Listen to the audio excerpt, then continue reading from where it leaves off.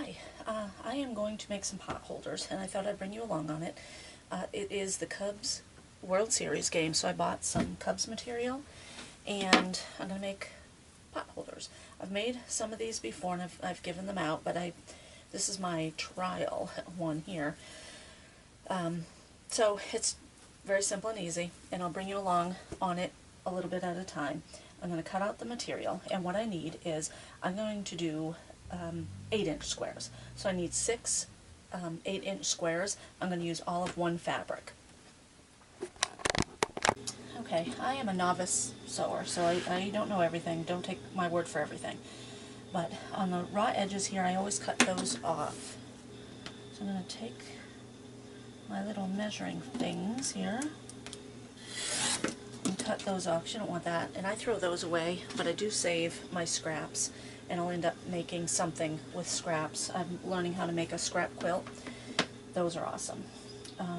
But I already have 4 cut out, and I thought I would cut out these 2 with you. You want to measure it up, and this here doesn't measure up perfectly, so I'm going to have to cut that. And even though I make all these cuts, it's still, my stuff is always crooked. I don't know why.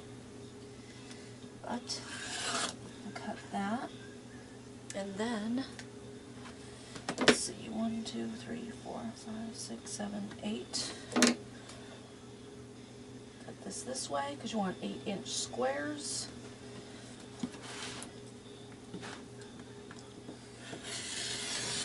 Okay, that's too small of a scrap to save. You can't really do anything with that. This here, I'm going to save, and I end up sewing other pieces together, and when you sew it, it's going to end up being like that. You know, it's not going to be much left to it, but you'll know what the fabric is, so I save it. I might end up throwing it away later as I make projects. And then 8-inch going this way. 1, 2, 3, 4, 5, 6, 7, 8. And I don't put my material right on the proper line, so that's why I count it out. Okay, there is 5, and I need 1 more. That's a great scrap right there. Let's see, 1 more. And this here isn't super even. I do like to sew, I just don't do a great job at it. I have a lot to learn. 1, 2, 3, 4, 5, 6, 7, 8. Good. I was actually afraid it was going to be too short. Why? I don't know. Ah! There. Cut even. Measure once. Measure twice, cut once. That's the rule. 1, 2, 3, 4, 5, 6, 7, 8. Okay. That's why I count. Alright. Now, there are my 8 squares. Or excuse me, 6 squares. And what I'm going to do is put this and this, and I need to get the batting for the middle. Alright, I have the batting, and I cut an 8-inch square, and my favorite song came on the radio. Whip it good. Yeah, I love the 80s. Alright, so you want 1 piece down where the good part is on the table. The good part, put your batting in, doesn't matter which way, and the batting I have is this here. It's cotton, and so it'll burn. It won't burn. It'll go well in your pot holder. So you just kind of measure it up, and like I said, I have such a hard time measuring this stuff up. What I'm going to do is I'm going to sew an X in here, and this is going to be my bottom. When I'm done sewing that X, what I need to do with the remaining squares is fold them in a triangle, and then sew them, or excuse me, iron them. And I have my iron on. Okay, and I'll have 4 of them. I'll just do this really quickly, not perfectly. And then I will be putting them together like so.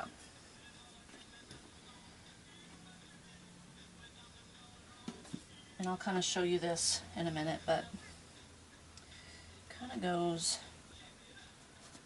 like that where you connect the corners. And then it ends up flipping out. But I'll show you this in just a bit. Okay folks, I'm going to turn down the radio here. I sewed this here together, and I put the square, or the X in the middle, and then I forgot that you're supposed to sew around the edges to hold it together. So I've gotten that done, and if you notice behind me, I think you can see that I do have my computer on. This is where I learned this pattern from, and her name is So Very Easy. You have got to check her out. What you do is with your triangles, once you've sewn them together, or excuse me, ironed them, don't sew them. Once those are done, put one on your square. And like I said, my material never matches the way it should. I don't know why. This here is the corner that I started with. So I'm going to take this one, make sure that your nice clean side is on the inside here, because you're going to be sewing around here. This is the corner I started with. So I'm going to take this corner and put it up against my first corner. And then you just go right around your project, okay? Now, here's my second corner.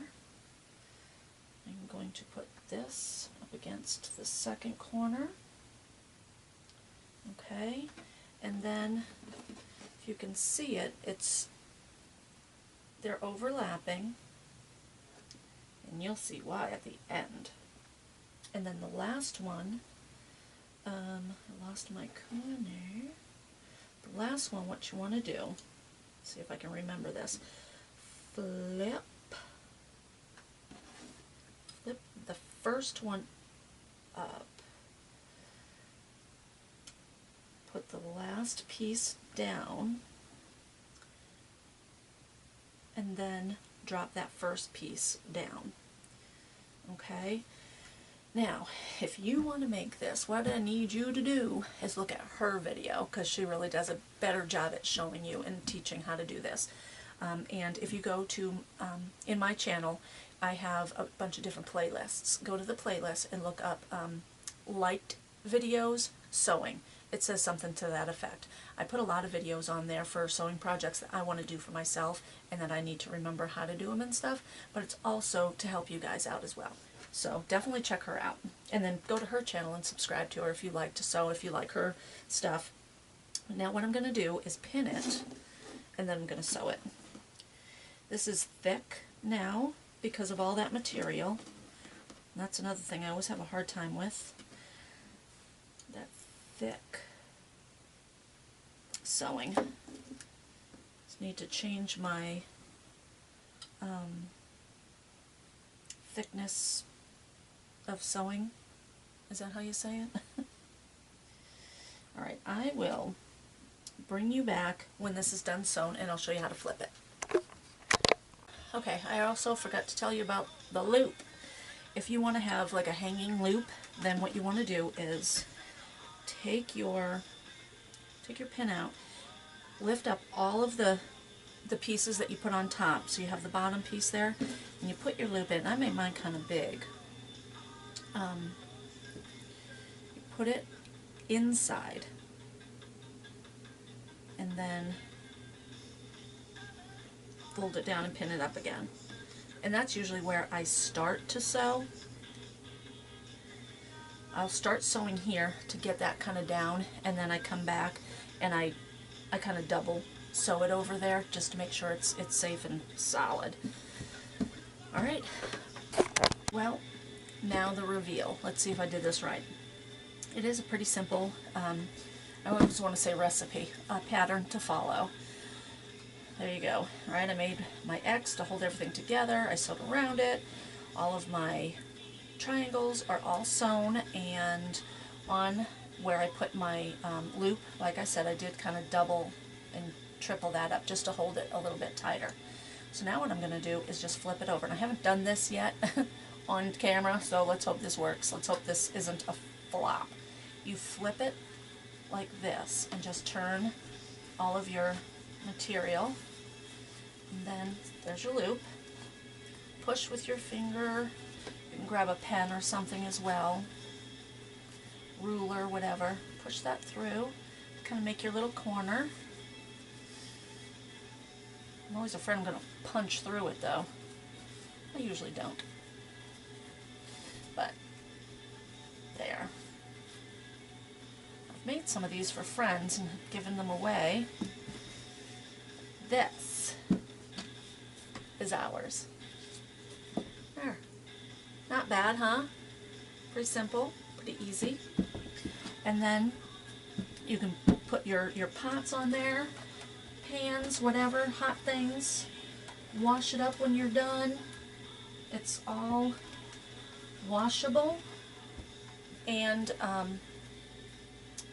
not fireproof, but you can put hot stuff on it and it'll work. Not bad, huh? So if you are watching my What's for Dinner during the World Series, you're going to see this tonight. But I probably won't upload this video until after that one.